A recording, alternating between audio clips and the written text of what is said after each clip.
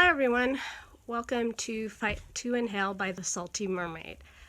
I know I haven't posted in a while. I found a job. I was pretty excited about it and working my rear off trying to do my best, and sinus surgeries and just multiple doctor appointments, and had my first colonoscopy. They did do an endoscopy as well at the same time, so save that for another day. But yeah, yesterday was a pretty tough day, not health wise.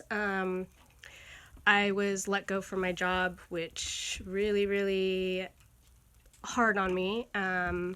Since I had actually been doing my best, and as each of you know, sometimes our best one day is different than our best the other day. But came in and made sure I gave at least 100%, and but yeah, I was let go. So unfortunately, I am back on the job search.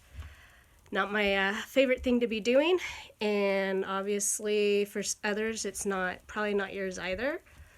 And there's always the question of, do I disclose I have cystic fibrosis, and do I disclose I had a transplant, and and all the mess that comes with it.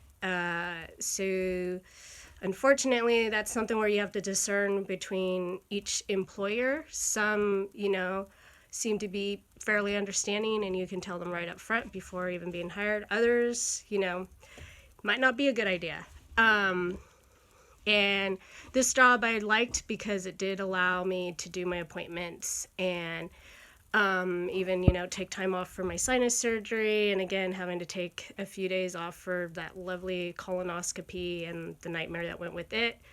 Plus, having to stay home when I'm actually sick. And obviously, all those things. But then there was the downside of, I got 2 colds in like 6 months, which was really shocking to me because since transplant, I've been really cautious, and before those 2 colds, it had been 2 years since my last bug. So last time I had gotten the cold or the flu, and before that, it had been a year. So I was averaging, about 1 to 2 years between viruses, those, and all of a sudden, in less than 6 months' time, I bam cold. And that was with taking, extra precautions, washing my hands, and using my hand sanitizer. Almost mentioned the brand, but and I mean, even like something as simple as using a copy machine, use it, then sanitize so I don't accidentally catch something from someone who thought they had allergies, or, because you don't know, or if someone had shook hands with somebody else that had a cold and they touched something. So it was a lot of hand washing, and then my poor hands were going nuts because, they were really dry and itchy.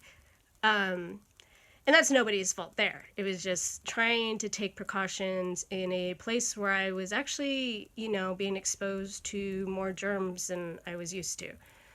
So, so that was a bit of a downside there,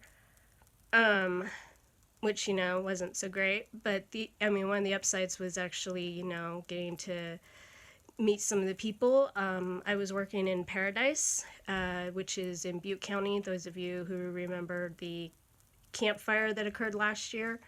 So I got to, hear some of the people's stories about what they went through, and which is, very, some of these people are just awesome individuals. I will say that. Just what they went through and picking themselves back up and trying to, start their lives all over. So it was a really cool learning experience in that aspect.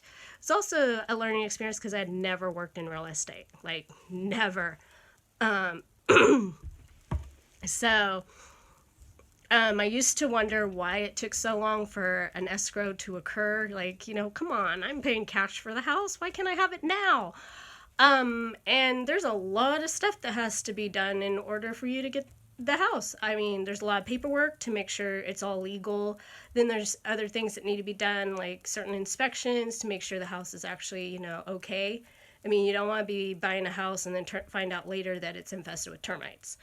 So it was a very eye-opening experience in that, because, like I said, I had no idea how much work went into just trying to, get the house from opening of escrow to closing. I had no idea why it would take so long, and now I know why.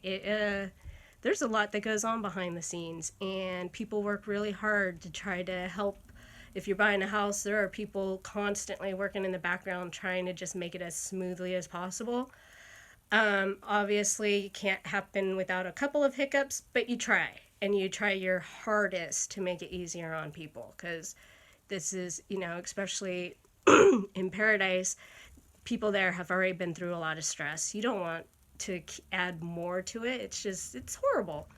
And then, trying to just help people move on with their lives. And there's times when some people, they're coming in because they're either looking to buy to replace a home they lost, or looking to sell, property because they lost their home and they just don't have it in them to stay in the area. And you're also having to, listen, and because they just want somebody to talk to. So it was, like I said, it was a very good learning experience. And can't really sit there and be like, oh, it was horrible. Da, da, da. It was, like I said, it was an awesome learning experience. I'd say I made a pretty cool friend there. So, anytime you can make a friend, that's great too. So, and, somebody who likes to craft, and not just craft, but, there's a whole, I'm going to pull myself by my bootstraps and get this done type of lady. And it was really cool. And so, like I said, overall, it was an awesome learning experience. One of the agents I worked with, he bring his cute little pup in every once in a blue moon, and I'd say, gosh, this little dog was adorable. So that always brightened my day. And there were a couple of clients who would bring their dogs, and it was just like, I'm an animal person, so it was like, yay! So like I said, so it was really tough losing my job yesterday. And so, yeah, I'm back to searching, which, like, trying to find a job sometimes is a huge headache, especially with, the holidays around the corner. Sorry, I have, like, something in my throat. So, keeping it real, guys. So, with the holidays around the corner, I know family and friends, you guys probably are just going to get some quality time from me this year. And I know some of you aren't going to be complaining, like, Mary, I love you. And because all you guys really want is quality time, and I think that's awesome. And, and I think that's where I have to say I come from a pretty awesome family where quality time is way more important. So I will have to give a shout out to my family, say, thanks guys, and thanks for, my mom and my sisters checking in and making sure that I was okay, and, my dad for giving me a phone call and just trying to listen, and one of my friends just sending me a message letting me know that God has better things planned for me. Those things were really appreciated, because I felt really, really down yesterday. I feel a little better today, mostly because silver lining, I got to go to Bible study. And I know not everybody has the same beliefs as I do, and that's okay. But for me, it was really tough because I had to be at work around this. I had to be at work at 8:30 and worked from 8:30 to 5 o'clock. And the ladies' Bible study was from 9:30 to 11:30. So, and because of how far I am from Paradise, there was no way I could be like, hey, can I cut out for a couple of hours? Not sure how well that would have been accepted. So it was really nice to at least be able to get up and go to Bible study and say hi to the ladies, and just, so that part was awesome. not so awesome part was finding out that the CF community lost another member. One of the ladies, and I don't want to mention her name on here, she lost her niece to cystic fibrosis, which was tough to hear because her niece was a young lady who, can't say had barely started her life, but 16 feels so young. I'm 38, and hearing that another young CFer lost her life to the fight is just, it really sucks. For lack of a better term, it sucks. Because we sit here and we try to support each other. We try to encourage each other. There are times when we're a little, too sarcastic, but that's, we've been through a lot. That's some way we learn to cope. And hearing that even one of us has fallen it's hard. It's devastating. And that's, especially with all the good news we've been hearing about the newest drug, and I call it the trifecta, but I think it's but anyways, it's hard because you are reminded that still can't help all of them yet, and it's so we have a win, but it's a loss when we still lose even one. And I do look forward to the day when we find out that it's no longer, a death sentence, but something treatable, and with proper treatment you can live to be old and, have that head full of awesome gray hairs and look back and, I want that for our CF community. I hate to think that another one's lost, and that's a bit of a somber portion, and that really, really was tough to hear, because, like I said, it sucks when we lose a member, and I am hoping that those of you watching are just send a prayer in their direction, and this is why research is important. And those of us who can, we do what we can to contribute to research. I've volunteered for studies before for medications.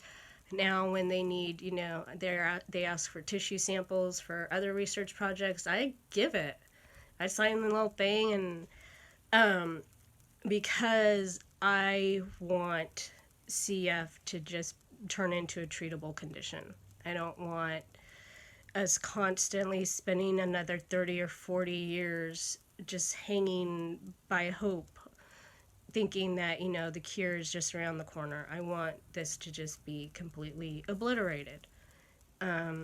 We got some strong little warriors out there who deserve to, know what it's like to breathe freely and not have to miss school, and they deserve that, and definitely deserve not to have to be poked, so many times in their lifetime that they can actually tell you the best results to get a vein. I just really think that we need to work hard and to bring all of this to a 100% treatable condition, and